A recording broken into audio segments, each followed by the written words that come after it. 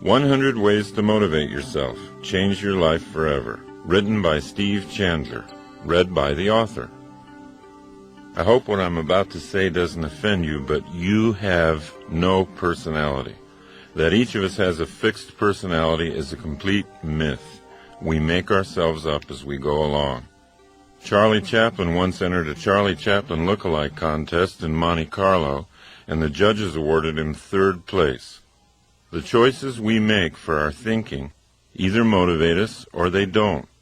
And while clear visualization of a goal is a good first step to success in life, self-motivation demands more. To truly motivate yourself in the life you want to live, action's required.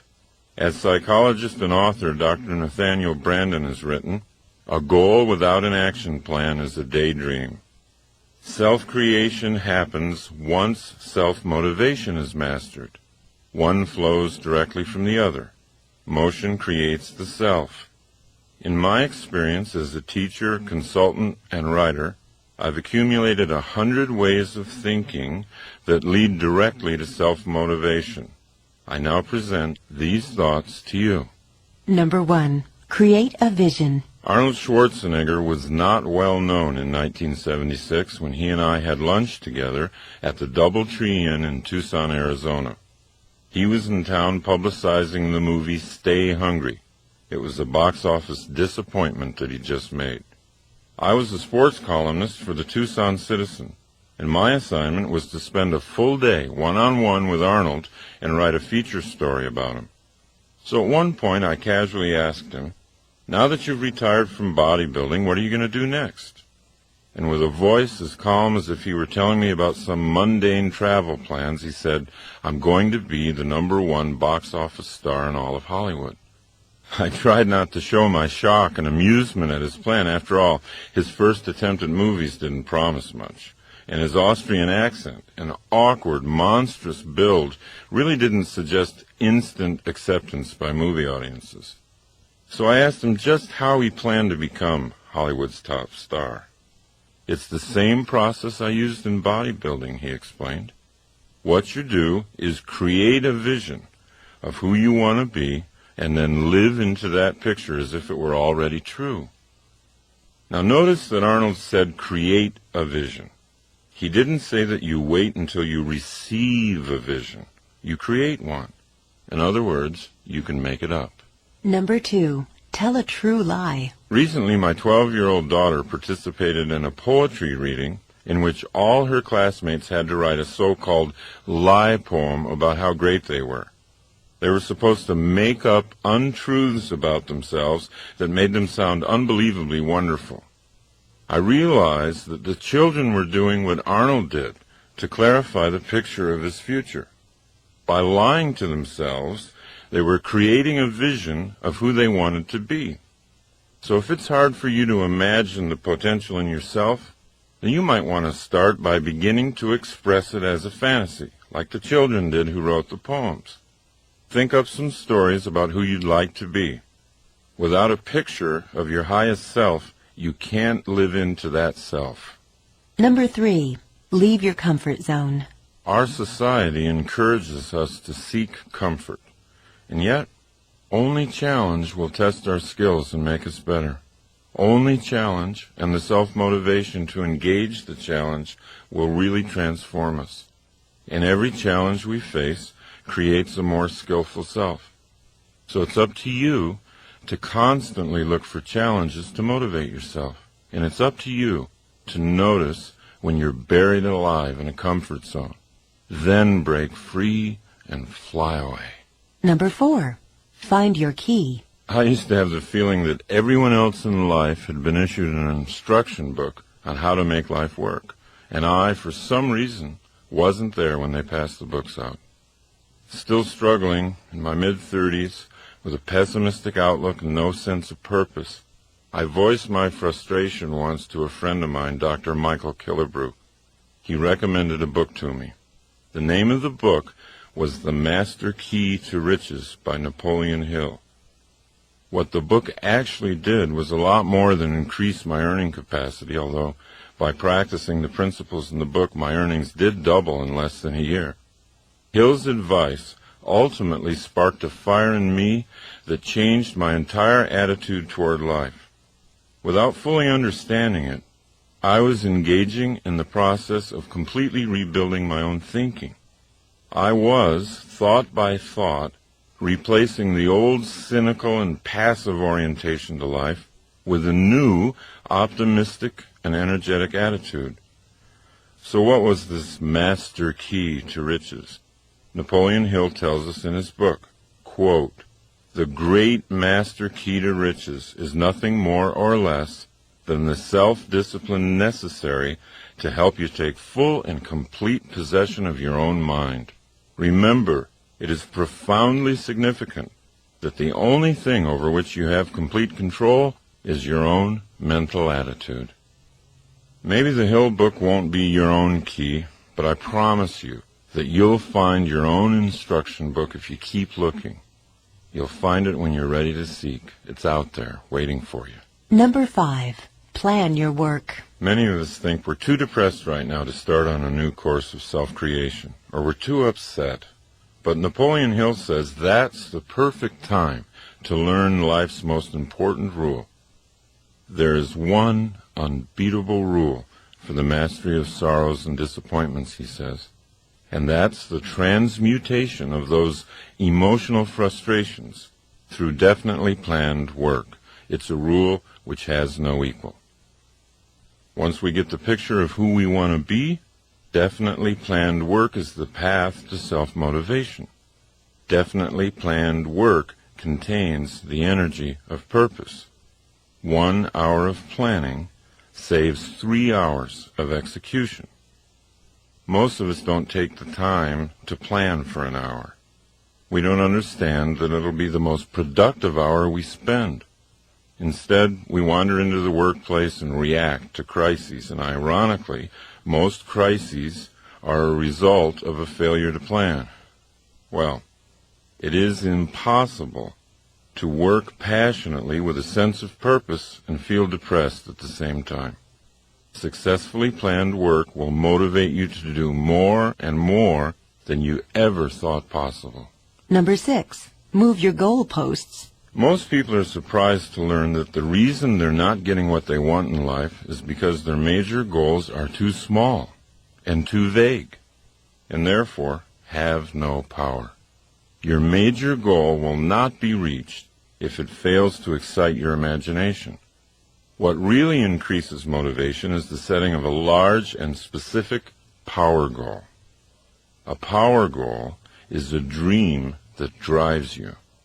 People who have created power goals are living on purpose. They know what they're up to in life. How can you tell if you've got a big enough and real enough power goal? Simply observe the effect your goal has on you. It's not what a goal is that matters. It's what a goal does. Number 7. Dribble with your other hand. If you've ever coached kids who play basketball, you know that most of them have a tendency to dribble with only one hand, the one attached to their dominant arm. When you notice a child doing this, you might call him aside and say, "Hey, Billy, you're dribbling with one hand. The defender can easily defend you. Your options are cut off. You need to dribble with your other hand, so that can't happen." At which point, Billy says, "I can't." Billy, it's not that you can't. It's that you haven't. Then you explain to Billy that his other hand can dribble just as well if he logs enough bounces. It's just the simple formation of a habit. After enough practice dribbling with his other hand, Billy begins to learn you were right.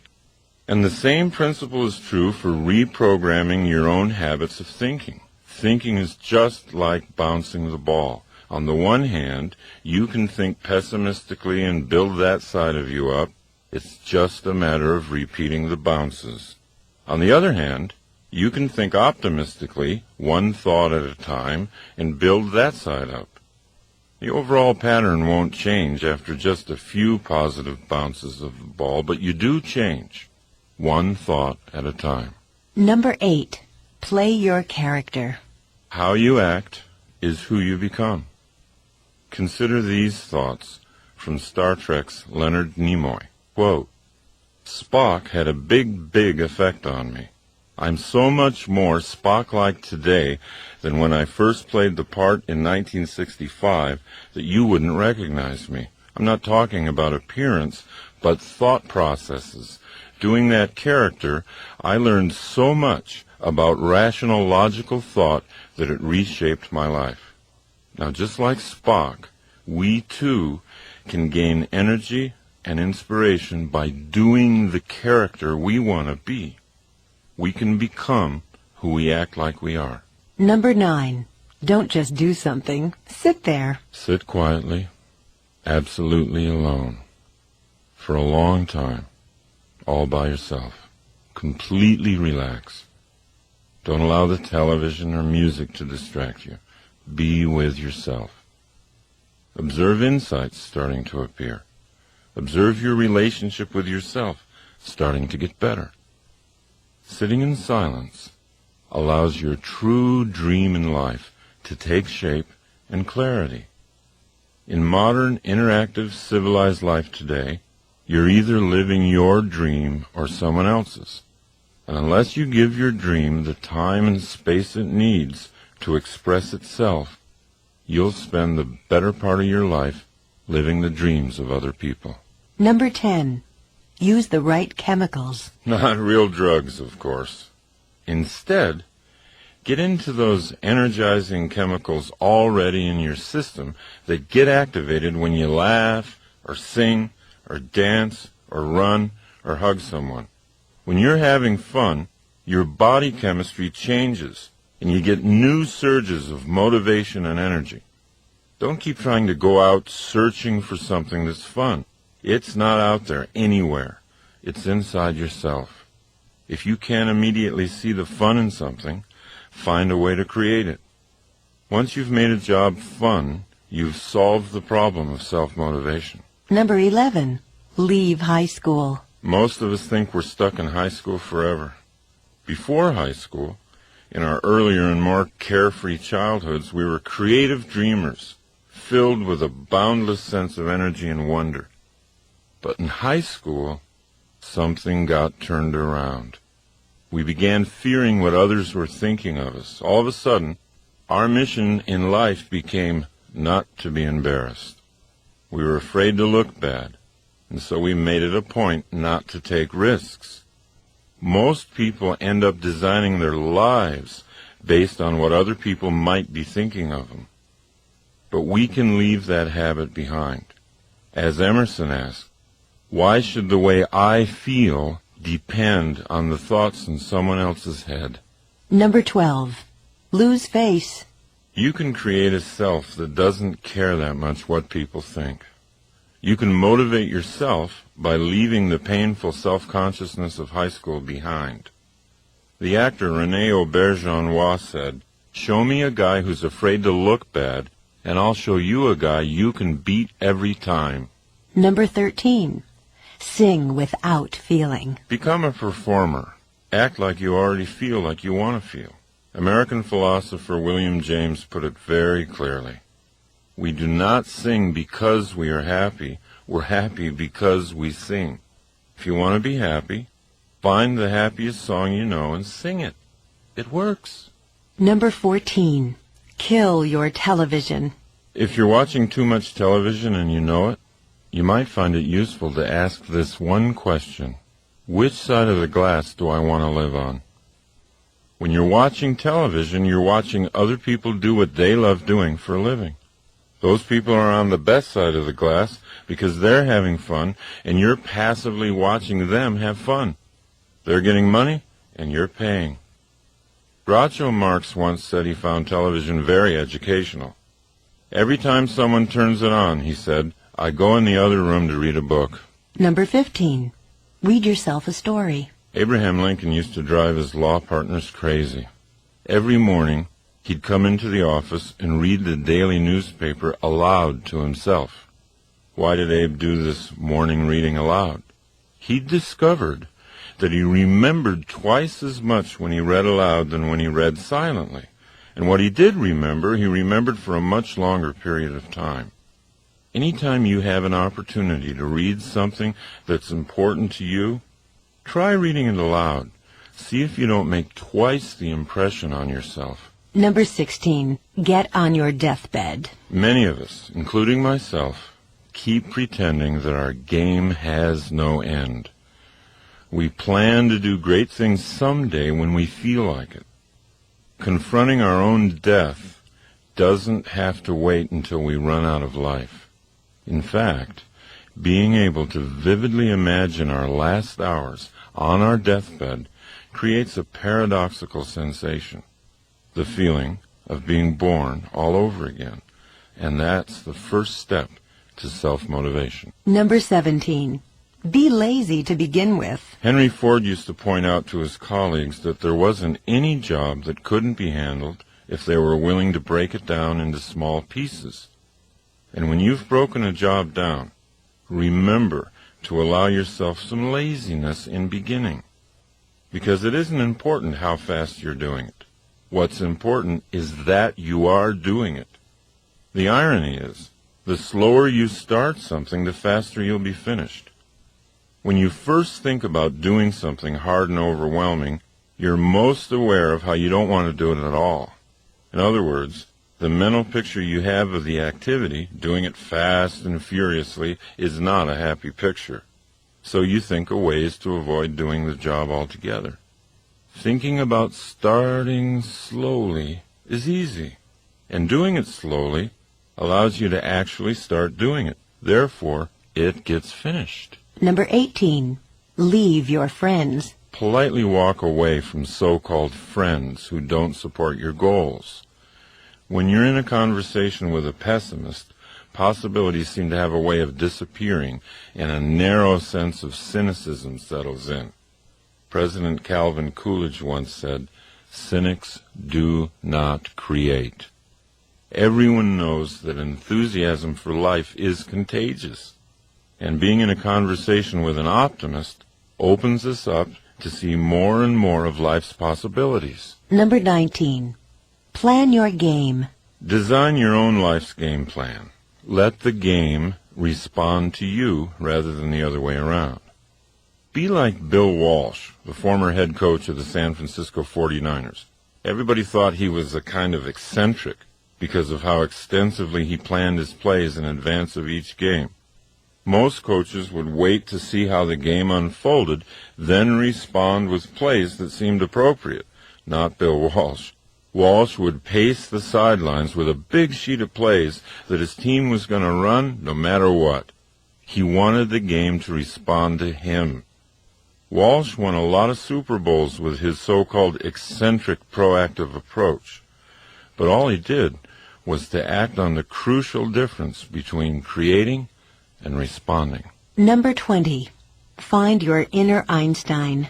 The next time you see a picture of Albert Einstein, realize that that's actually you. Every human has the capacity for genius. To experience Einstein's creative level of thinking, all you have to do is commit to using your imagination. You know, this is sometimes a difficult recommendation for grown-ups to follow. Grown-ups have become accustomed to using their imaginations for only one thing: worrying. Grown-ups visualize worst-case scenarios all day long. All their energy for visualization is channeled into colorful pictures of what could go wrong. Worry is a misuse of the imagination. What people don't comprehend is that the human imagination was designed for better things. People who use their imaginations to create often achieve things that worriers never dream of achieving, even if the worriers have much higher IQs. Dreaming is the design stage of creating the future.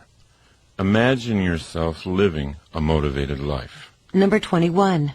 Feel good first. Most people think they'll feel good once they reach some goal. They think happiness is out there somewhere. The problem with putting off feeling good about yourself until you hit a certain goal is that it might never happen. By linking happiness to something you don't have yet, you're denying your power to create it for yourself in the moment. Your happiness is your birthright. It shouldn't depend on your achieving something. Start by claiming it and using it to make your journey fun all the way and not just fun at the end. Number 22. Run toward your fear. The world's best kept secret is that on the other side of your fear, there's something safe and beneficial waiting for you. If you work through even a small fear, you'll increase the confidence you have in your ability to create your life. General George Patton said, "Fear kills more people than death. Death kills us but once, and we usually don't even know it. But fear kills us over and over again, subtly at times and brutally at other times. The rush we get after running through the waterfall of fear is the most energizing feeling in the world. If you're ever in an undermotivated mood, find something you fear and do it, and watch what happens." Number 23. Just the unexpected. Most people don't see themselves as being creative, but we all are. And one of the reasons we don't see ourselves that way is that we normally associate being creative with being original. But creativity has nothing to do with originality, and it has everything to do with simply being unexpected. So if you're willing to accept that you are creative, you can begin to cultivate that side of yourself. You can start coming up with all kinds of unexpected solutions to the challenges that life throws at you. Number 24. Create your relationships. The Italian artist Luciano de Crescenzo said, "We are each of us angels with only one wing, so we can only fly embracing each other." And we can't create our truest selves without creating relationships in the process. Relationships are everywhere. In relationships, most of us think with our emotions, not our minds. But anytime you take a relationship problem up into the mind, you have unlimited opportunities to get creative. Conversely, when you send a relationship problem down the elevator into the heart, the gut, you risk staying stuck in that problem forever. This doesn't mean that you shouldn't feel anything. Feel everything. Notice your feelings, but don't think with your feelings. When there's a relationship problem to be solved, travel up the ladder to the most creative you. You'll soon realize that you create the relationships you have in your life. They don't just happen to you. Number 25. Be where you are. Most of us don't ever focus. We constantly feel a certain amount of psychic chaos because we're always trying to think of too many things at once. Focus on what you want, and it will come into your life. Focus on being a happy and motivated person, and that's who you'll be. Number 26. Act like a hero. We need heroes in our lives. They're not a sign of weakness, they're a source of strength. Bernard Malamud said, "Without heroes, we are all plain people and we don't know how far we can go." Heroes show us what's possible for a human being to accomplish. Therefore, heroes are very useful to anyone interested in self-motivation. You don't have to have just one hero. Choose a number of them. Put their pictures up. Become an expert in their lives. Collect books about them. Let your heroes' lives inspire you. They're only people like we are. What distinguishes them from us is the great levels they've reached in self-motivation. To just passively adore them is to insult our own potential. Instead of looking up to our heroes, it's much more beneficial to look into them. Number 27. Accept your willpower. You know, a lot of people say, "I don't have any willpower." But if you think you have no willpower, you're undermining your own success. Everyone has willpower. To be listening to this program, you've got to have willpower. The first step in developing your willpower is to accept its existence. The second step is to know that your willpower, like a muscle in your arm, is yours to develop. You're in charge of making it strong or letting it become weak. Willpower is not strengthened by random external circumstances. Willpower is an inside game.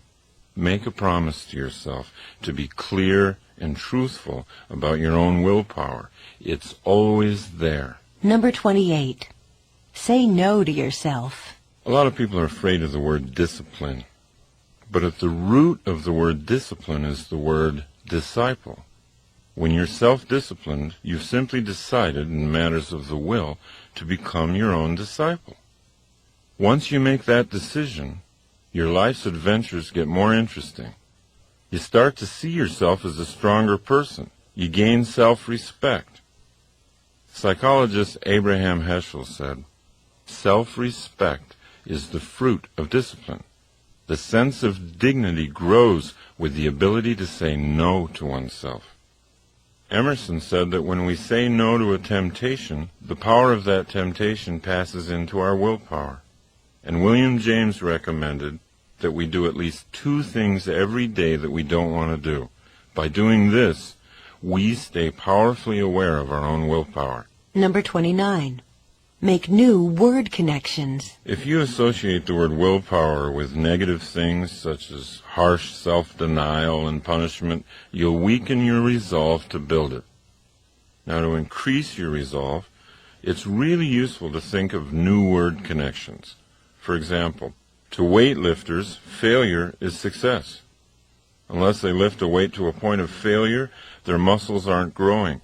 So they've programmed themselves through repetition to use the word failure in a positive sense. Language leads to power. So be conscious of the creative potential of all the language you use, and then guide that language in the direction of more personal power. Number 30. Deprogram yourself. If you're a regular consumer of the major news programs, you belong to a very persuasive and hypnotic cult. You need to be deprogrammed. Start by altering how you listen to the media. Program out all the negative, cynical, and skeptical thoughts that you now allow to flow into your mind unchecked when you hear the news. Once you've gotten good at factoring out the negative aspects of the media today, take it a step further. Make your own news. Be your own breaking story. Don't look to the media to tell you what's happening in your life. Be what's happening. Number 31. Open the present. Practice being awake in the present moment. Make the most of your awareness of this moment. Don't live in the past unless you like guilt. Don't live in the future unless you like fear. Just stay focused on today. Watch what happens to your motivation. Number 32. Serve and grow rich. You can motivate yourself by increasing the flow of money into your life. Most people are embarrassed to even think this way. They don't want to think and grow rich because they think they'll be thought of as greedy. Or maybe they still believe in the thoroughly discredited Marxist economic superstition that to make money, you have to take it away from somebody else. Or else they don't want to come across as being obsessed with money. But you know who's really obsessed with money? People who think they don't have enough. They obsess about money all day long. It's in their family discussions. It's in their minds at night. It becomes a destructive part of their relationships during the day. George Bernard Shaw said, "Our first duty in life is not to be poor. The road to not being poor always travels through your professional relationships. The more you serve those relationships, the more productive you'll become, and the more money you'll make. Allow yourself to link financial well-being with an increased capacity for compassion for others. If I'm living in poverty, how much love and attention can I give my children or to my fellow humans? How much help can I be to others if I'm always worried about being in debt?" Number 33. Imitate Columbo. In your professional life, whatever it is, always be curious. When you meet with someone, think of yourself as a bumbling but friendly private detective like Columbo was. Ask questions. By asking questions in your relationships, you're already creating the relationship, and you're already self-motivated. You don't have to wait for the other person to make it happen. Number 34. Give away some power. Motivate yourself by giving someone else the ideas necessary for self-motivation. You can have any experience you want in life simply by giving that experience away to someone else. John Lennon called it instant karma. If you want to be motivated, shift your inspiration to someone else. Point out their strengths. Offer encouragement and support. Watch what it does for you. Number 35. Talk to yourself. We've always been a little nervous culturally about talking to ourselves. We associate it with insanity. But Plato said that thinking was the soul talking to itself. There's no one better to talk to than yourself if you really want to get things worked out. No other person has as much information about your problems. No one knows your skills and capabilities better. Nathaniel Brandon suggests that we get our creative thinking going each morning by asking ourselves 2 questions. 1, what's good in my life? And 2, what is there still to be done? Because thought always precedes action, talking to yourself is a proven way to get motivated. Number 36. Schedule your comebacks. Progress toward your goals is never going to be a straight line. It'll always be a wavy line. You'll go up and then come down a little. 2 steps forward and 1 step back. Now, most people get discouraged when they slide a step back after the 2 steps forward. They think they're failing. They think they've lost it. But they really haven't. They're simply in step with the natural rhythm of progress. Now, once you understand this rhythm, you can look ahead on your calendar and block out time to refresh, renew, recover. Schedule your comeback while you're on top. Build in big periods of time to get away, even to get away from what you love, because coming back is going to be that much more exciting when you've been renewed. Number 37. Live your true life. The psychologist David Viscott wrote, when you say you fear death, you're really saying that you fear you've not lived your true life. This fear cloaks the world in silent suffering. How do you know what your true life is? How do you know how to live it? First, find out what makes you happy, and then start doing that. Now, if writing makes you happy and you're not writing for a living, you might want to start up a company newsletter. When I first realized that speaking and teaching made me happy, I started a free weekly workshop. I didn't just wait until something was offered to me. There's no goal better than this one, to know, as you lie in your deathbed, that you lived your true life. You did what it was that made you happy. Number 38. Get up on the right side of the bed. Since I was a child, I've always been intrigued with the idea that you could have a great day just by getting up on the right side of the bed. Today, my fascination is not so much with the right side of the bed as it is with the right side of the head, or, to be more precise, the right side of the brain.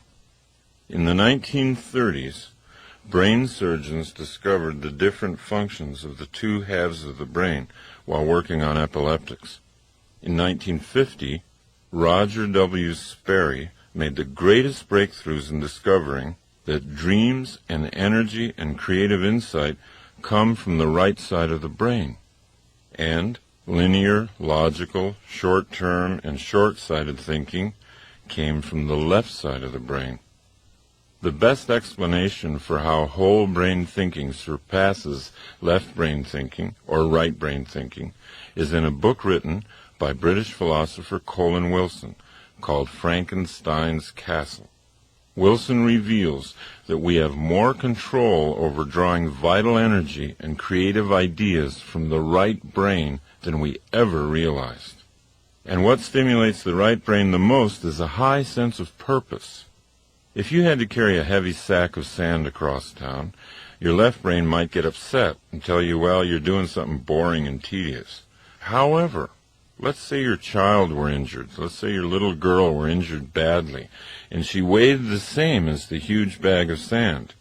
You'd carry her the same distance to a hospital with a surprising surge of vital energy.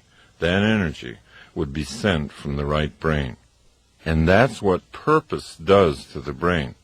Self-motivation increases when the left brain gets good at telling the right brain what to do. Number 39. Use your magic machine. Most people wait for an external crisis. A threatened bankruptcy or an attack on the street or the burning down of their home or an unwanted divorce to finally kick in their whole brain thinking. But that leads to a life of reaction rather than creation. The 3 best ways to activate whole brain thinking are through goal setting, joyful work, and revitalizing play. So rather than wait for some external crisis to appear, you can create an internal challenge of your own. Goals and games. Goals and games motivate you more than anything else in the world. Number 40.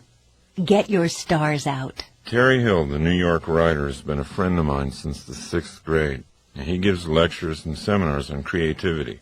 His advice to his audiences on the subject of creativity is from J.D. Salinger, and that is, make sure you get your stars out.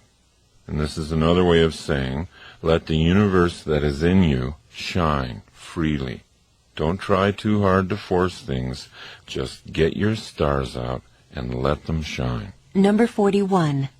Be a finisher. Do you want to know where fatigue really comes from? It doesn't come from working too hard. All the research shows that fatigue comes from not finishing your work. William James once wrote, "Nothing is so fatiguing as the hanging on of an uncompleted task." I was giving a self-motivation seminar recently. During one of the breaks, a man came up to me and he said, "Hey, you know what? My problem is I never seem to finish anything. I'm always off onto something before anything's completed." He then asked whether I could give him some affirmations that might alter this. So I said, "Do you think affirmations are what you need? I mean, if you had to learn to use a computer, could you do it by sitting on your couch and repeating the affirmation, 'I know how to use a computer. I'm great at using computers. I'm a wizard on a computer'?" He admitted that affirmations would probably have no effect on his ability to use a computer. So the best way to change your belief system is to change the truth about you, I told him. To believe that you're a good finisher, you've got to build a personal record of finishing tasks. He followed my suggestions, and he followed them with great enthusiasm. He bought a notebook, and at the top of the first page he wrote, "Things I've finished." Each day he made a point of setting small tasks and finishing them. Whereas in the past he was inclined to start sweeping his front walk and leave it unfinished when the phone rang, now he let the phone ring so he could finish the job and record it in his notebook. The more things he wrote down, the more confident he became that he really was becoming a finisher. Consider how much more permanent his belief change was than if he tried to do it with affirmations. He could have whispered to himself all night long, "I am a great finisher." But his right brain would have known better. We motivate ourselves by finishing things. Number 42. Invent games. So whatever it is that you have to do, whether it's a major project at work, a huge cleaning job at home, turning it into a game will always bring you higher levels of energy and motivation. Number 43. Interact. There's a huge difference between active relaxation and passive relaxation. Active relaxation refreshes and restores the mind. It keeps it flexible and toned for thinking. Great thinkers have known this secret for a long time. Winston Churchill, for example, used to paint to relax. Albert Einstein played the violin. They could relax one part of the brain while stimulating another. When they returned to workaday pursuits, they were fresher and sharper than ever. Most of us simply deaden the mind in order to relax. We rent mindless videos or read tabloids, we drink, we smoke, we eat until we're foggy and bloated. The problem with this form of relaxation is that it dulls our creativity and it makes it hard to come back into consciousness. But when we find ways to link thinking to recreation, our lives get richer. We become players in the game of life and not just spectators. Number 44. Live a whole life today. John Wooden was the most successful college basketball coach of all time. His UCLA teams won 10 national championships in 12 years. Wooden created a major portion of his coaching and living philosophy from one thought, a single sentence passed on to him by his father when Wooden was a little boy. That thought? Make each day your masterpiece. While other coaches would try to gear their players to some kind of important game in the future, Wooden always focused on today. His practice sessions at UCLA were every bit as important as any championship game. In his philosophy, there was no reason not to make today the proudest day of your life. Today is a microcosm of your entire life. It's your whole life in miniature. You've got eternity in the palm of your hand. Life is now. Life is not later on. And the more we hypnotize ourselves into thinking we have all the time in the world to do what we want to do, the more we sleepwalk and the more we miss life. Number 45. Welcome your problems. Every solution has a problem. You can't have one without the other. So why do we say that we hate problems? Why do we claim to want a hassle-free existence? Deep down, where our wisdom lives, we know that problems are not to be feared. Problems are simply tough games for the athletes of the mind, and true athletes always want to get a game going. If you learn to love the opportunities your problems present, then your motivational energy will always rise. Every solution has a problem. Number 46. Drive a library. One of the greatest opportunities for motivating yourself today lies in the way you use your drive time. With the huge variety of audio tapes now available, you can use your time on the road to educate and motivate yourself at the same time. Maybe that's where you're listening to this tape right now. If we leave what we think about to chance, or to an R-rated rock disc jockey, then we lose a large measure of control over our own minds. Audiocassette learning is one of the surest ways to reprogram your subconscious mind. It's one of the best ways to design an action-oriented belief system, the kind you need to inspire ongoing self-motivation. Number 47.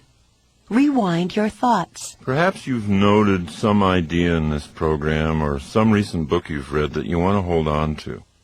Even a single phrase, if you place it prominently in your home or in your office, can have a huge impact on your life.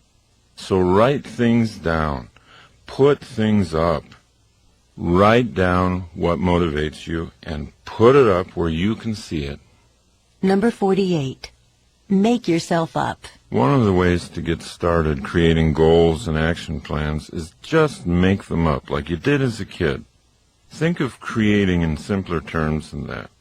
Think of it as something that all humans do very easily. The French physician Émile Coué said, "Always think of what you have to do as easy, and it will be." Number 49. Get small. Most people participating in the free enterprise system have become thoroughly convinced of the power of setting large and specific long-range goals for themselves. Career goals, yearly goals, and monthly performance goals are always on the mind of a person with ambition. But many people overlook altogether the power of small goals.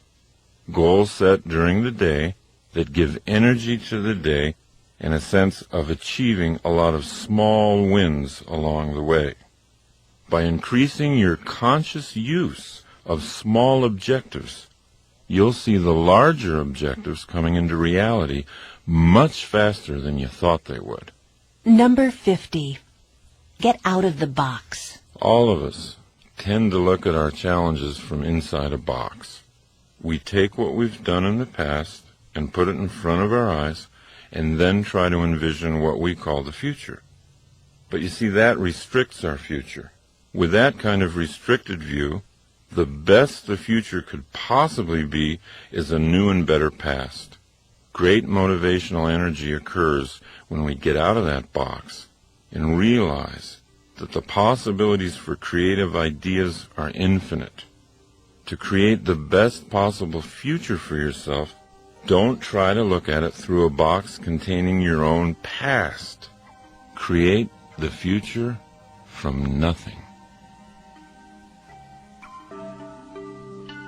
Number 51. Advertise to yourself. Sports psychologist Rod Gilbert says, quote, "Losers visualize the penalties of failure, and winners visualize the rewards of success. Without advertising our goals to ourselves, we can lose sight of them altogether." Now, I'll often start the day by drawing 4 circles on a blank piece of paper. The circles represent my day, my month, my year, and my life. Inside each circle, I write down what I want. It can be a dollar figure, it can be anything. And the goals can change from day to day. It doesn't matter. There's no way to get this process wrong. But by writing the goals down, I'm like an airline pilot looking at my map before takeoff. I'm orienting my mind to what I'm up to in life. I'm reminding myself of what I really want. Now, when you get on a plane, would you poke your head into the cabin and say to the pilot, just take me anywhere? That's how we live our lives.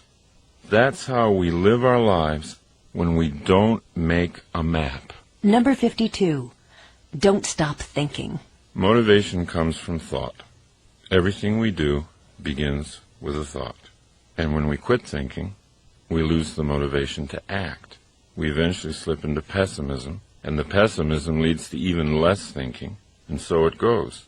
A downward spiral of negativity and passivity, feeding on each other.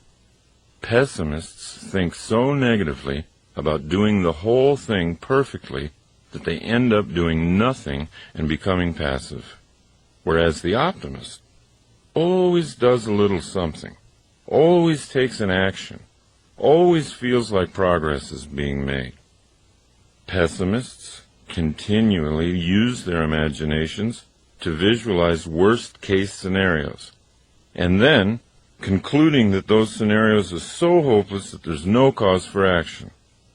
Therefore, pessimism always leads to passivity. Optimists agree with Colin Wilson's point of view. He said, imagination should be used not to escape from reality, but to create it. Begin the habit in yourself of saying no to negativity. When negative thoughts start their argument in your mind, which they always do, even for optimists, don't stop thinking. Real creative thinking is going to lead to optimism, and optimism is always self-motivating. Number 53. Debate your dark side. Negative thinking is something we all do. The difference between the person who's primarily optimistic and the person who's primarily pessimistic is that the optimist learns to become a good debater. Once you become thoroughly aware of the effectiveness of optimism in your life, you can learn to debate your pessimistic thoughts. If you catch yourself brooding, worrying, thinking pessimistically about an issue, build a case for the optimistic view. Pretend you're an attorney whose job it is to prove the pessimist in you is wrong. If you really want to open up your life, go optimistic. Number 54. Make use of trouble. You know, I think all of us have heard so many stories, so many incidents where bad events, looking back, in retrospect, were strokes of great fortune. A person who breaks her leg skiing, meets a doctor in the hospital, falls in love, marries him, has a happy life. What seemed horrible turns out to be unexpectedly great. We begin to see the truth in what Richard Bach says. Every problem carries a gift inside it. Now, by choosing to make use of seemingly bad events, by asking yourself, how can I use this? What might be good about this? You can get to the gift inside your problem a lot more quickly. Number 55. Learn to brainstorm by yourself. So, try this. Put a goal on the top of a page, and then put numbers 1 through 20 on that page and begin your brainstorming session. List 20 ideas. They don't have to be well thought out. They don't have to be reasonable. Give yourself permission to flow. Your only objective is to have 20 ideas scrawled down within a certain period of time. If you do this for 1 week, you'll end up with 100 ideas. Are they all usable? No, of course not. But who cares? When you began the process, you probably didn't have any usable ideas. Number 56. Create your own voice. There have been times when I've been told that I am lucky to have a good speaking voice. Many people are impressed. Sometimes I don't even use a microphone. I speak to hundreds of people in the audience, boom out to them. And you know, people will say, boy, you've been blessed with a powerful set of vocal cords. I have to tell you, it's not true. My voice used to be no better than some feeble monotone. It really was really awful. I mean, I would talk like this. Now, you know, my voice, I would love to see you today. Now look, I set about to change it. I always carry a number of cassettes in my car. I always sing along with them. I crank them up good and loud. By the way, it's best done while you're driving alone. And I sing at the top of my lungs. I make certain I do it every day, even when I don't feel like singing. See, that's the point. Don't let your feelings ruin your life. Keep thinking. Strategize. Plan. You can create anything you want. You can even create your own voice. Number 57. Live on the frontier. We've always had a real fascination with America's frontier days. Shows like Little House on the Prairie, movies like Dances with Wolves. I mean, it reflects a real yearning for those adventurous times. Now, what's exciting, what's really exciting about today is that a new frontier is here. The technological explosion, our entry into the information age, have created a situation in which employers are no longer interested in our job histories. At least it's not as much as they used to be. What are they interested in? Right now, our current capabilities. For example, let's say my company's trying to enter the Chinese market to sell its software, and you, at age 70, can speak fluent Chinese, know all about software, and have energy and zest for success. How can I afford not to hire you? Times have changed. This is the new frontier. It's all about what you can do, not about what you've done. Number 58. Replace your habits. Self-motivation is much more difficult to achieve when we're held back mentally by certain bad habits. But here's the catch. Bad habits can't be gotten rid of because they exist for good reasons. They're there to do something for us, even if that something ends up being self-destructive. You see, down deep, even a bad habit is trying to make us operate better. That's why bad habits have to be transformed and built upon. They can't be killed. They can't be eliminated. We have to go to the beneficial impulse that drives the habit and then build on that to make the habit grow from something bad into something good. What we then achieve is habit replacement. Now, where bad habits are concerned, replacement is the only thing that works. I've known people who quit smoking without even intending to. Maybe they took up running, some form of aerobic exercise. And soon, the breathing and relaxation they were getting from the exercise made smoking feel so bad to their bodies they quit. They quit smoking because they'd introduced a replacement. Subconsciously, you don't even think your habit is bad because it's fulfilling a perceived need. So the way to strengthen yourself is to identify the need and build on it. Honor the need by replacing the current habit with one that's healthier and more effective for you. Number 59. Paint your day. Self-motivation is much more difficult to achieve when we're held back mentally by certain bad habits. When you wake up, try picturing your day as a blank artist's canvas. Ask yourself, who's the artist today? Me or blind circumstance? If you choose to be the artist, how do you want to paint your day? Number 60. Swim laps underwater. When Bobby Fischer prepared for his World Championship chess match with Boris Spassky, he prepared by swimming laps underwater every day. He knew that as the chess matches wore on into the late hours, the player with the most oxygen going to his brain would have the mental advantage. So he built his brain by building his lungs. Sometimes all you need is the air that you breathe just to motivate yourself. Going for a run or a walk or simply deep breathing gives the brain the fuel it feeds on, and motivation comes easy. Number 61. Get some coaching. After a disappointing round on the golf course, Jack Nicklaus would often take a golf lesson. When I first heard about this, I said to myself, who could give Jack Nicklaus a lesson in golf? But that was before I ever really understood the value of coaching. And then a young business consultant named Steve Hardison taught me something.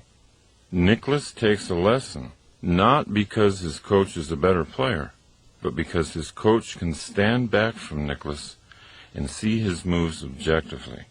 So, if coaching is appropriate for your golf or tennis game, it could also be appropriate for the game of life. Ask someone you admire to be honest with you and coach you for a while. Let them tell you what they see. It's a courageous thing to do, and it'll always lead to growth. Number 62. Leave home. Once when Steve Hardison and I were discussing a few of my old habits that were holding me back from realizing my business goals, I finally said to him, but why? Why do I do those things? I mean, if I know they hold me back, why do I continue to do them? And he said, you do them because they feel like home. When you do those things, you do them because that's what you're comfortable doing. And so you make yourself right at home doing them. As they say, there's no place like home. Home can be an ugly place if it's not kept up and consciously made beautiful. Home can be a dark, damp prison, smelling of bad habits and laziness. But we think we're safe there. However, when we inspect the worn-out house more closely, we can see that the safety we think we're experiencing is pure self-limitation. Now, you might want to identify the habits that keep you trapped. Identify what you've decided is your final personality, for example. Understand that it might be a hasty construction built only to keep you safe from risk and growth. See, once you've done that, you can leave. You can leave home. You can get the blueprints out, and you can create a home you really want. Number 63. Perform rituals. As you listen to these various ways to motivate yourself, you might have noticed that action is often the key. Doing something is what leads to doing something.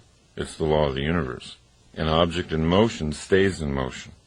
My own ritual for jump-starting the brain is walking. Many times in my life I've had a problem that seemed so overwhelming. It seemed too overwhelming to even do anything about. But my ritual is to take the problem out for a long, long walk. Time and time again, during the course of the walks, something comes out of nowhere. Some idea for an action that would solve the problem. So try making up a ritual for yourself, anything that will act as a self-starter. Rituals will have you in action before you feel like getting into action. Rituals always override your built-in laziness. They always get you motivated in a predictable, controllable way. Number 64.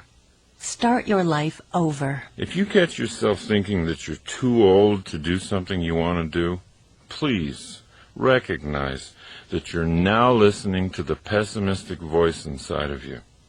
It's the voice of a liar. Talk back. Remind the voice of all the people in life who've started their lives over again at any age they wanted to. John Houseman, the Emmy Award-winning actor in The Paper Chase, he started acting professionally when he was 73 years old. Don't listen to the voice inside. You can start your life over right now. Number 65. Keep all your promises. One way I used to motivate myself was to make some unreasonable promise. To go to someone I cared about, either personally or professionally, and promise something really big. Something that'll take all the effort and creativity I had to make it happen. But, there were times when those huge promises I made weren't kept, and I realized over the years it's not really an intelligent way to self-motivate. Today I'll make commitments to other people, but they're commitments that I know I can keep. But to motivate myself, I've replaced promising others with setting goals inside myself. The power of goals is that they can be outrageous, they can be huge, and they can free up really wild possibility thinking. Without setting large goals internally, what I tend to do is just live a life of things that I think I have to do. Number 66. Give some luck away. Basketball coach John Wooden used to say, "You cannot live a perfect day without doing something for someone who will never be able to repay you." I agree with that. And there's a way to make sure you can't be repaid. That's doing something for someone who won't even know who did it. Now this gets into a theory I've had all my life, and that is, you can create luck. You can create luck in your life by giving it away. See if you can't begin creating your own luck. Number 67. Draw your universe. If you use my 4-minute 4-circle goal-setting system that I talked about earlier, you can create your own goal-directed universe. Try this. After you wake up in the morning, wipe the sleep from your eyes, sit down with a pad of paper, and draw 4 circles. Now these are your own planets. Label the first circle, lifelong dream. Your lifelong dream might be to save, $500,000 for your retirement years. So put that number in your life circle. Then look at the next planet in your solar system, circle 2. That circle you're going to label my year. What do you need to save in the next 12 months in order to be on course to hit your life savings goal? Now that you've got your first 2 circles filled with a number, move to the third circle, my month. What would you have to save each month to hit your year's goal? Then put that number down and go to the final circle, my day. What would you need to do today that if you repeated it every day would ensure a successful month? You can't help but see that each circle, if done successfully, guarantees the success of the next circle. If you hit your daily goal every day, your monthly goal is automatically hit. In fact, you don't even have to worry about it. And if your monthly goal is reached, the yearly goal has to happen. It's mathematical. And if your yearly goals are hit, the lifelong goal cannot not be reached. Then you can see, proven for you, that your life and your day are the same thing. You can create your own universe any way you like. The system itself is not the motivator. Your understanding of your responsibility to be a creative planner, that's what the motivator is. Number 68. Get up a game. If you're really interested in motivation, there's nothing more fun than competition. Competition has a bad name these days. It shouldn't. It teaches you the valuable lesson that no matter how good you are, there's always somebody better than you. That's a lesson in humility everybody needs. And it teaches you that by trying to beat somebody else, you reach for more inside of you. Trying to beat somebody else puts the game back into life. And if it's done optimistically, it gives energy to both competitors. It teaches sportsmanship, and it gives you a benchmark for measuring your own growth. So in your life, let the games begin. Have fun winning and losing. And when someone has insulted you or underrated you, don't just get even, get better. Use your victory, not to hurt them, but to create you. Number 69. Turn your mother down. In Dr. Martin Seligman's studies of optimism and pessimism, he found out a remarkable fact. We first learn how to explain the world to ourselves from our parents, and more specifically, our mothers. I'm quoting from Dr. Seligman. Young children listen to what their primary caretaker, usually the mother, says about causes, and they tend to make this style their own. If the child has an optimistic mother, this is great, but it can be a disaster for the child if the child has a pessimistic mother. Fortunately, Seligman's studies show that the disaster only needs to be temporary, that optimism can be learned at any age. Now, it's not self-motivating to blame mom if you find yourself to be a pessimist. Blaming someone never self-motivates because it strengthens the belief that your life is being shaped by forces outside yourself. Love your mom. She learned her pessimism from her mother. But change yourself. Number 70. Face the sun. Helen Keller wrote, "When you face the sun, the shadows always fall behind you." This was Helen Keller's poetic way of recommending optimistic thinking. What you look at, what you face, grows in your life. What you ignore falls behind you. But if you turn and look only at the shadows, they become your life. Number 71. Look inside. Most of us wait to find out who we are from impressions and opinions we get from other people. "Oh, do you really think I'm good at that?" we ask. Somebody compliments us. If we're persuaded that they're being honest and have made a good case, we might alter our self-image upward. That's great getting feedback from others, especially positive feedback. But your journey should be internal. Travel deeper and deeper inside to find out your own potential. Your potential is your true identity. It only waits for self-motivation to come alive. Number 72. Go to war. Anthony Burgess was 40 when he learned he had a brain tumor that would kill him within a year. He was completely broke, and he didn't have anything to leave behind for his wife Lynn, who was soon to be a widow. Burgess had never been a professional novelist in the past, but he always knew it was inside him to be a writer.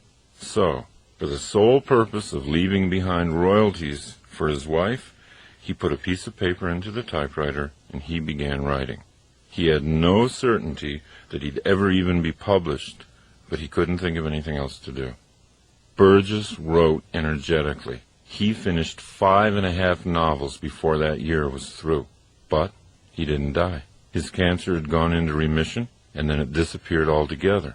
In his long and full life, Anthony Burgess wrote more than 70 books. Without the death sentence from cancer, he might not have written anything. You know, it's funny, but research shows that during times of war, suicide rates go down. We don't have to wait for something tragic. We don't have to wait for a war to attack us from without. We can get the same vitality by challenging ourselves from within. Joan of Arc said, "All battles are first won or lost in the mind." A useful exercise for self-motivation might be this. Ask yourself, what would you do if you had Anthony Burgess's original predicament? If I had just a year to live, how would I live differently? What exactly would I do? That question can inspire surprising thoughts. It can reveal skills inside you that you're not using today. Number 73. Make small change. When I first began working on self-motivation a long time ago, I'd go through all kinds of emotional mood swings.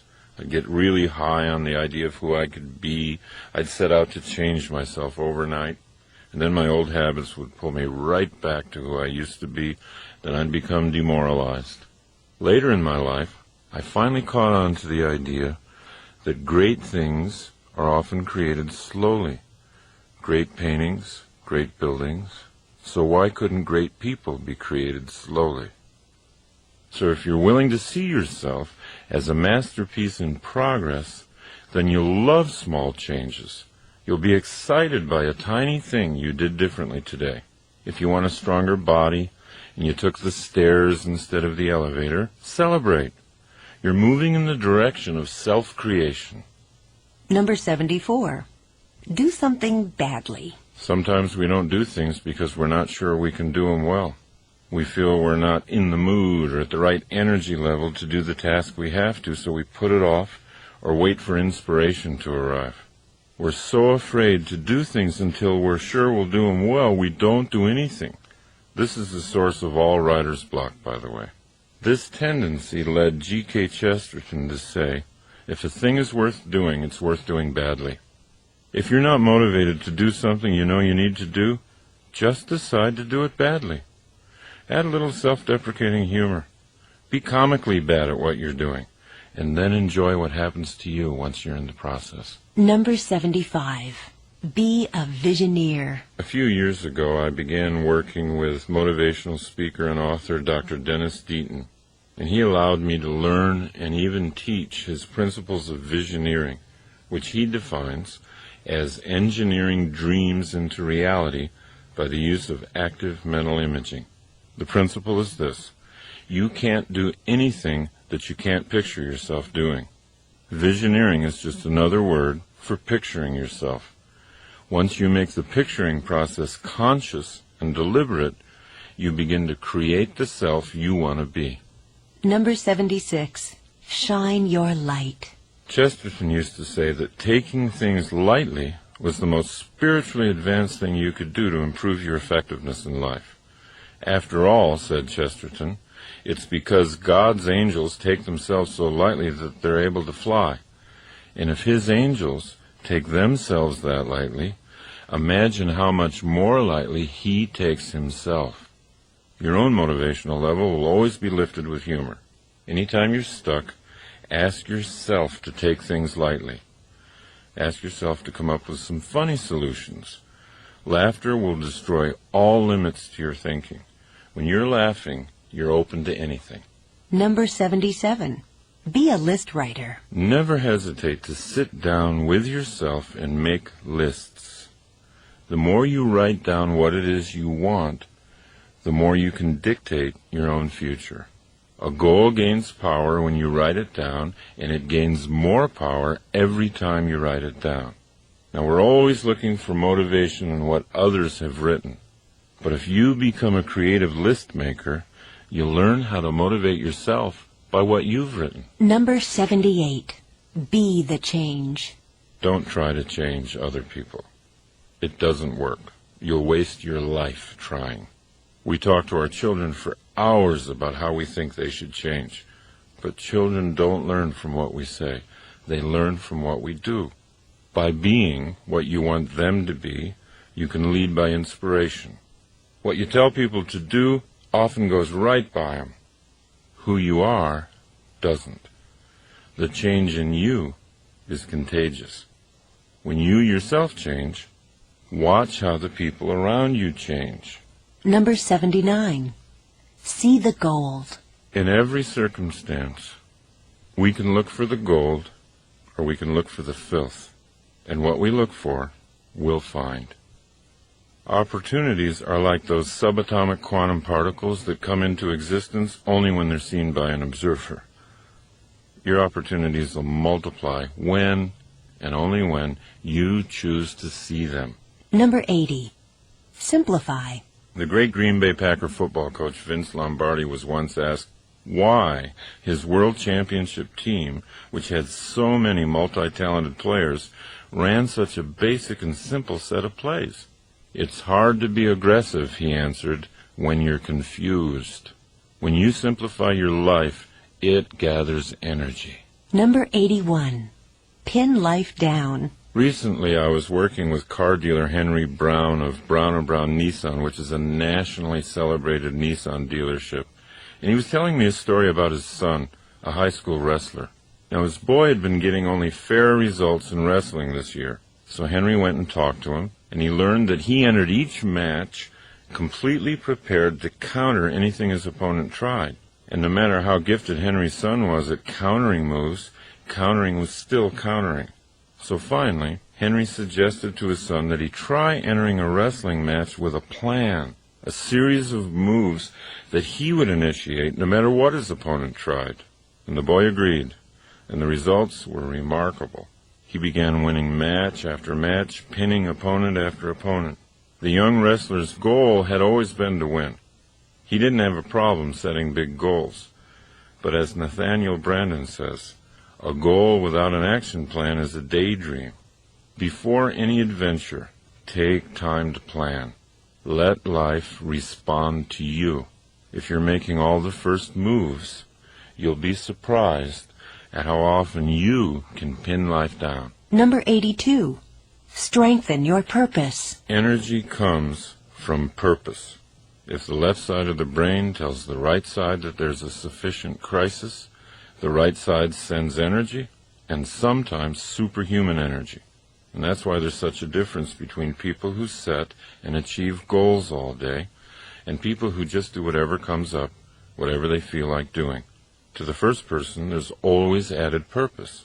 To the other, there is boredom and confusion, the two greatest robbers of energy. Because we are totally responsible for our own sense of purpose, that also means that we're totally responsible for the energy in our lives. Number 83. Go on a news fast. I first heard the phrase news fast from Dr. Andrew Weil. Now, he actually tells his patients to stop watching the news for a few weeks, and he gets great results. They sleep better, their whole systems are better. Now, my own recommendation for a news fast has to do with self-motivation.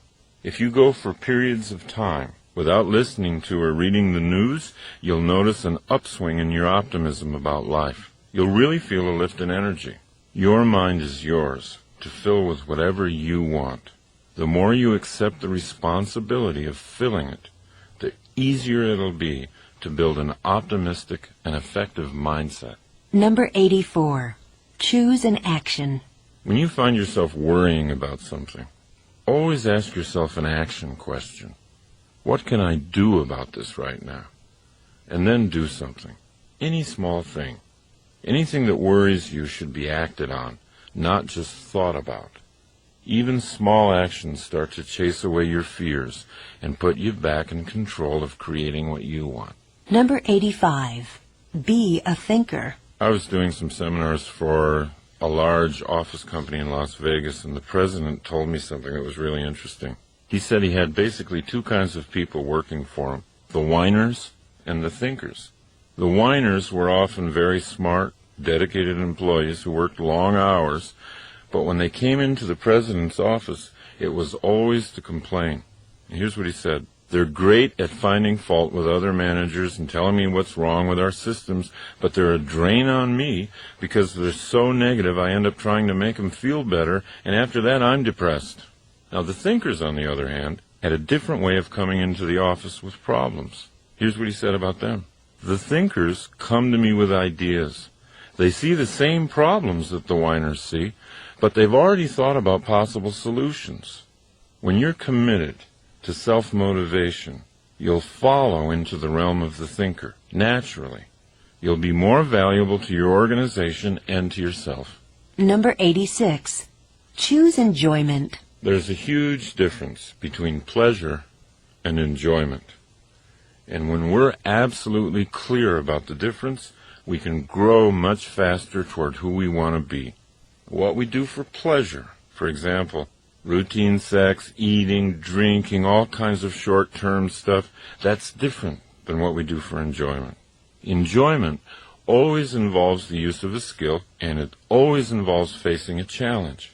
Things like sailing, gardening, golfing, any kind of activity like that involving skills meeting a challenge result in enjoyment. People who get clear on the difference begin to know how to consciously put more enjoyment into their lives. Number 87.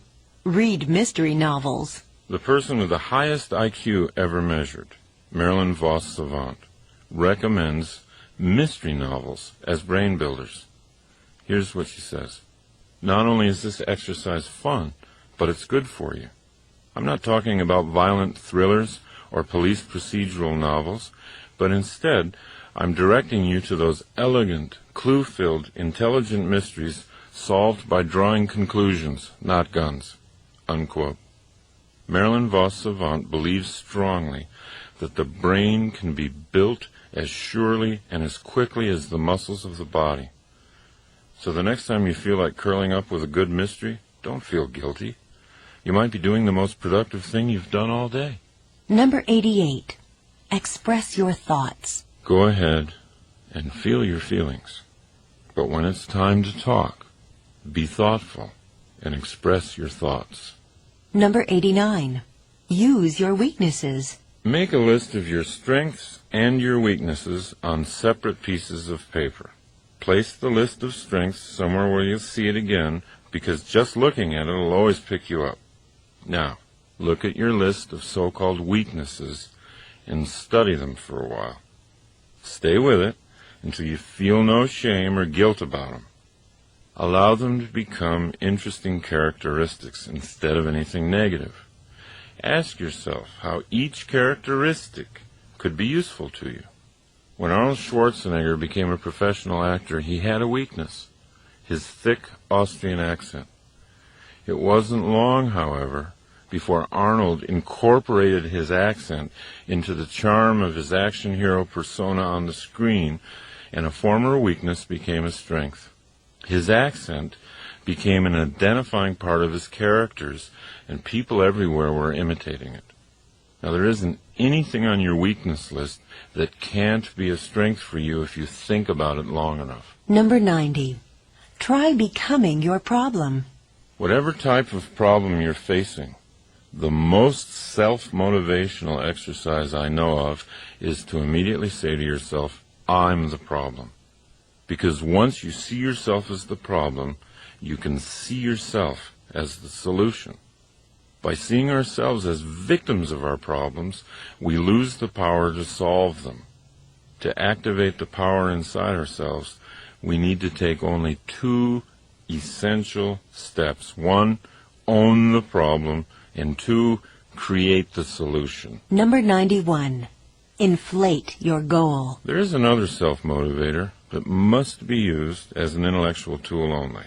Take a certain goal of yours and double it, or triple it, or multiply it by 10, and then ask yourself, quite seriously, what would you have to do to achieve that new goal? Now, I've often used this method for self-motivation with myself. If I have a goal of signing, say, 2 seminar contracts in the next 3 weeks, I'll often get out a pad of paper and ask, how would I get 10 contracts signed in 3 weeks? It always puts me at a different level of thinking. And because I'm solving the problem of 10, I always get at least 2. Remember, it's just a self-contained game, not a promise to anybody else. But it is a game that's fun to play. Why? Because it works. Number 92. Come to your own rescue. There are 2 ideas that are contained in the work of psychotherapists Nathaniel and Devers Brandon that have helped me incredibly. Here's the first one. You can't leave a place you've never been. And here's the other one. No one is coming. I used to believe I could run from all my frightening thoughts and beliefs about myself. But all that ever did was create deeper internal fears and conflicts. What I really needed was to get all my fears into the sunshine and demystify them. Once I systematically began to do that, I was able to dismantle the fears like a bomb squad does to a bomb. Acceptance and full consciousness of those fears was the place I'd never been. Once I was in that place, I could leave.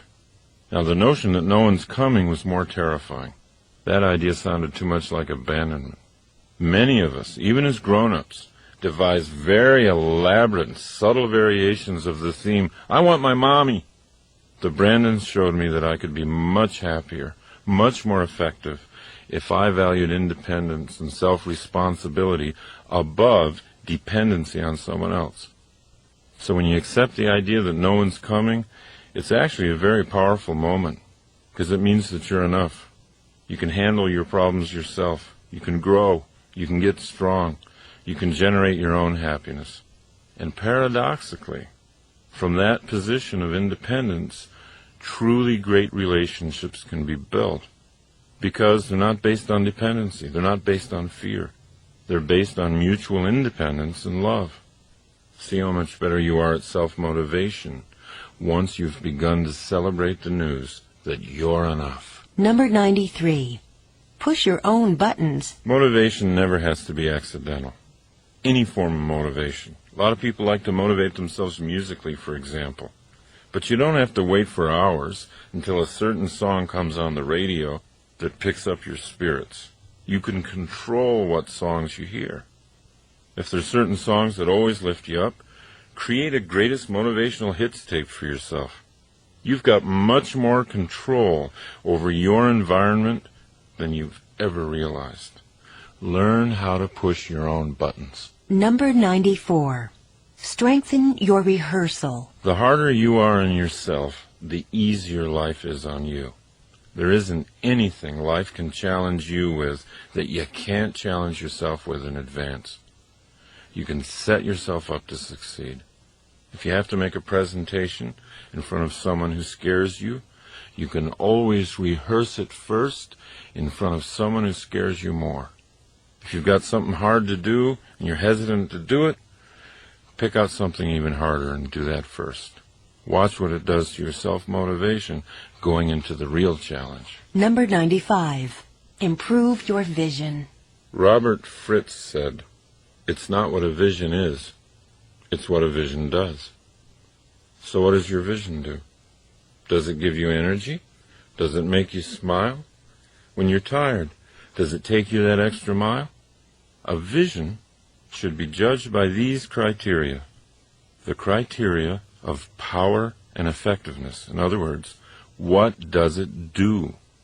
What do you want to bring into being? If your vision isn't giving you energy, then picture another one. Keep at it until you develop a vision that's so colorful and so clear it puts you in action just to think about it. Number 96. Build your power base. The more awake you are, the more conscious you are, and the more you pay attention to how your own efforts at self-motivation are succeeding, the more powerful you'll become. Your knowledge of self-motivation is power in and of itself. Respect your knowledge and build on it. Number 97.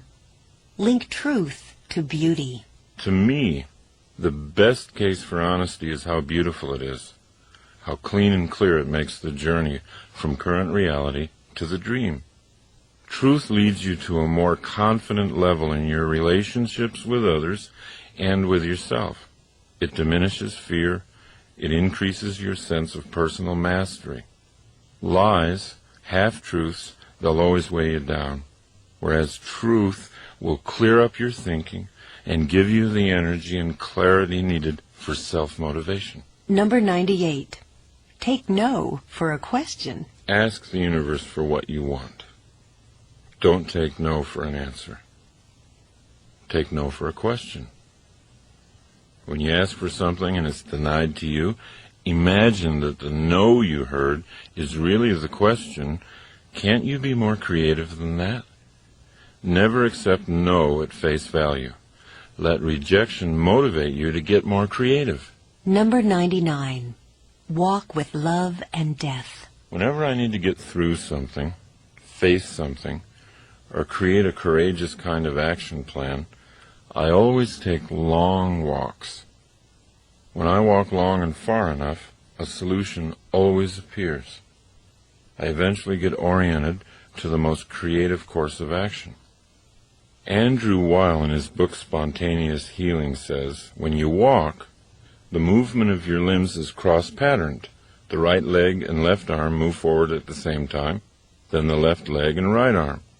This type of movement generates electrical activity in the brain that has a harmonizing influence on the central nervous system, a special benefit of walking that you don't necessarily get from other kinds of exercise.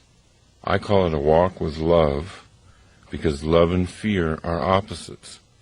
Most people think love and hate are opposites, but they're not. The ultimate creativity occurs from a spirit of love. Love is always creative, and fear is always destructive. And I call it a walk with death, because it's only the acceptance and awareness of my own death that gives my life the clarity it needs to be exciting. Take your own challenges out for a walk. Feel your self-motivation growing inside you. Feel the electricity in your brain. Feel it harmonize with your central nervous system. You'll soon know for a fact that you do have what it takes. You can walk courage into existence. Number 100. Buy yourself flowers. Buy yourself flowers, and every time you look at them, let them remind you of how colorful your future is going to be, how fresh your thoughts are, how easy it is for you to honor yourself, how much power you have to make your environment beautiful, and how sweet the smell of the universe can be.